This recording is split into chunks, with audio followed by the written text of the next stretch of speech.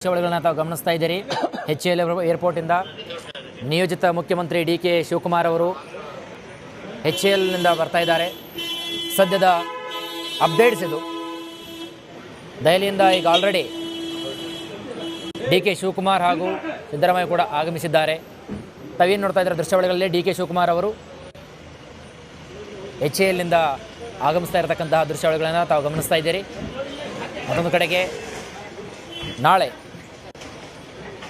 ವಿಧಾನಸೌಧದ grand step ಮುಂಭಾಗದಲ್ಲಿ ಎಲ್ಲ ರೀತಿಯಾಗಿ ಸಿದ್ಧತೆ ಕೂಡ ಮಾಡ್ತಾ ಇದ್ದಾರೆ.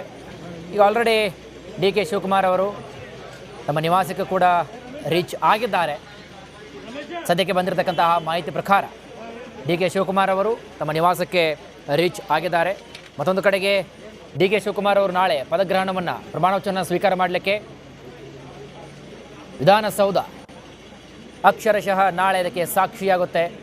DK ಶಿವಕುಮಾರ್ ಅವರ ರಾಜಕೀಯ ಒಂದು ಇತಿಹಾಸದಲ್ಲಿ ಸುವರ್ಣಾಕ್ಷರಗಳಲ್ಲಿ ಬರೆದಿರತಕ್ಕಂತಹ ಒಂದು ದಿನಾಂಕ ಮತ್ತು ಸಮಯ ನಾಳೆ ಅಂದರೆ 3ನೇ ತಾರೀಕು ಬುಧವಾರ ಅಕ್ಷರಶಃ ಸುವರ್ಣಾಕ್ಷರಗಳಲ್ಲಿ ಬರೆದಿರತಕ್ಕಂತಹ ಒಂದು ಇತಿಹಾಸದ ಪುಟಗಳಲ್ಲಿ DK ಶಿವಕುಮಾರ್ ಅವರ ಒಂದು ಅಧ್ಯಯನದಲ್ಲಿ ಸೇರ್ಪಡೆಯಾಗಲಿಕ್ಕಿದೆ. ಆ ಮುಖೇನ ಇವತ್ತು DK ಶಿವಕುಮಾರ್ ಹಾಗೂ ಸಿದ್ದರಾಮಯ್ಯನವರು ವರಿಷ್ಠರನ್ನ ಭೇಟಿಯಾಗಿದ್ದಾರೆ, ಸುದೀರ್ಘವಾಗಿ ಚರ್ಚೆಯನ್ನು ಮಾಡಿದ್ದಾರೆ. ಸದ್ಯದ ಮಟ್ಟಿಗೆ DK ಶಿವಕುಮಾರ್ ಅವರು ಬೆಂಗಳೂರಿಗೆ ಆಗಮಿಸಿದ್ದು ಆ ವಿಚಾರಕ್ಕೆ ಬಗ್ಗೆ ಮಾತನಾಡ್ತಿದ್ದಾರೆ.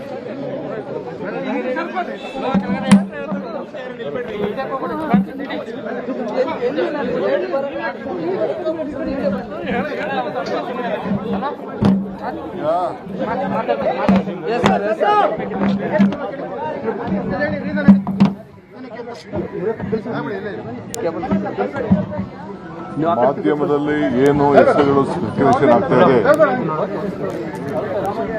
ಅದೆಲ್ಲ ಅಧಿಕೃತ ಅಲ್ಲ.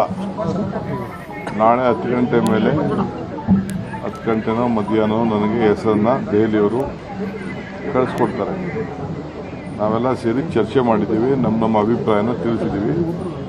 ಅಂತಿಮ ತೀರ್ಮಾನ ದೆಹಲಿಯವರು ಮಾಡಿ ನನಗೆ ಕಳಿಸ್ಕೊಡ್ತಾರೆ. ಆಮೇಲೆ ನಾನು ರಾಜಭವನ್ಗೆ ಪಟ್ಟಿಯನ್ನು ಕಳಿಸ್ಕೊಡ್ತೇನೆ.